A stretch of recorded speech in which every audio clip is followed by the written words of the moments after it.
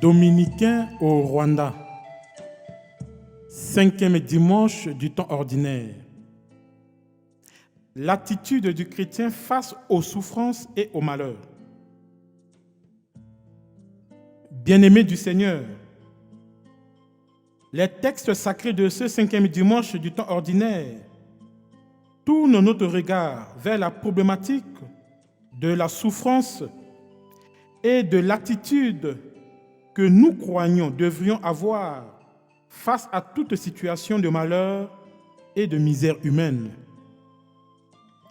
La première lecture tirée du livre de Job nous signale que c'est souvent au cœur de la souffrance que l'homme prend conscience de sa fragilité et de ses limites. Le pauvre Job a bien compris cela. Lui, le juste et fidèle serviteur de Dieu, est victime d'une série de malheurs qui frappent sa famille avant de s'en prendre à lui-même. Entre révolte et résignation, Job s'en remet au Dieu en qui il a mis son espoir.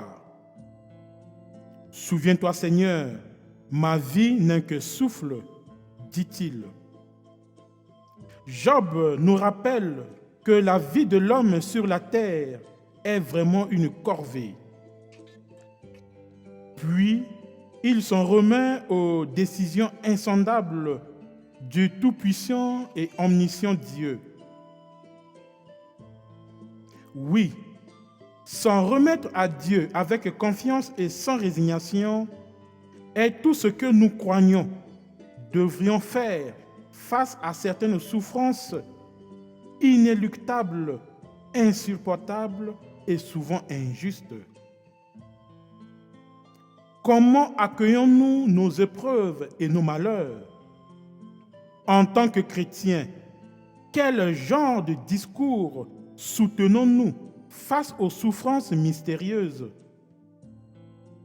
Face à la souffrance et à toute misère humaine, la règle d'or qui prévaut pour nous chrétiens, c'est le silence compatissant et prégnant. Saint Marc nous rappelle dans l'Évangile que Jésus n'a pas prononcé de discours sur la souffrance des nombreux malades et possédés qu'on lui amenait. Il n'a jamais prononcé le jugement ou de condamnation sur les malades qu'il croisait sur son chemin. Lui, Jésus, il guérissait simplement. En ce jour, nous sommes invités à avoir une pensée spéciale pour les malades, particulièrement pour ceux qui ploient sous le lourd fardeau des maladies atroces, incurables et injustifiables.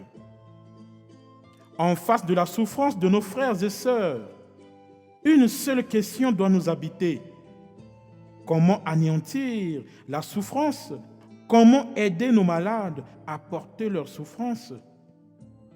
Comme réponse, Jésus nous recommande la prière confiante et persévérante accompagnée de l'action.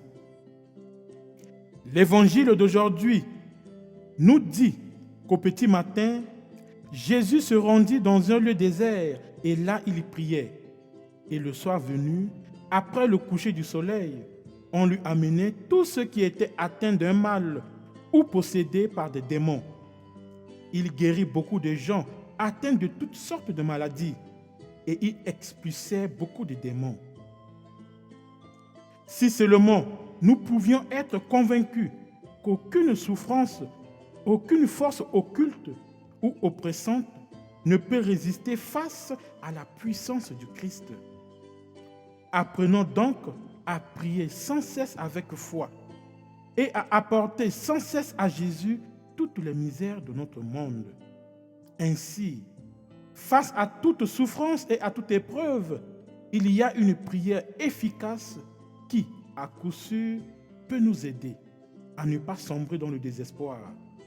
Il s'agit de la prière d'abandon à Dieu, le seul qui nous guérit. Que Dieu nous écoute et nous exauce, maintenant et pour les siècles des siècles. Que Dieu Tout-Puissant vous bénisse, le Père et le Fils et le Saint-Esprit. Amen.